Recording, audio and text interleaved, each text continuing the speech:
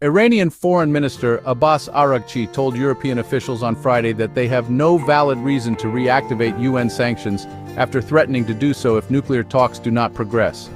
He said the EU and the 3 European countries should act responsibly and stop using outdated threats like the snapback mechanism, which they lack moral or legal grounds for.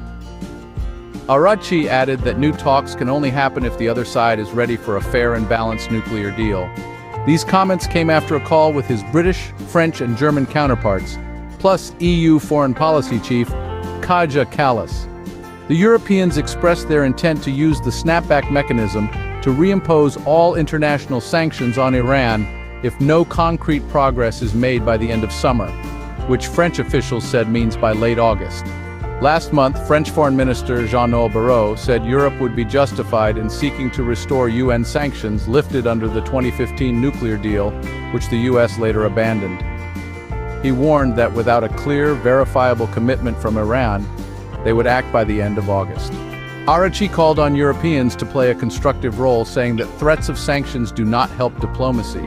The status of Iran's nuclear program remains uncertain after Israel and the US bombed key sites last month. The 2015 deal includes a snapback clause allowing sanctions to be reimposed if Iran fails to comply.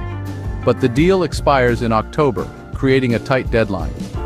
Iran and the US had several negotiation rounds through Omani mediators before Israel's 12-day attack began on June 13th. Trump's support for Israel's strikes effectively ended the talks.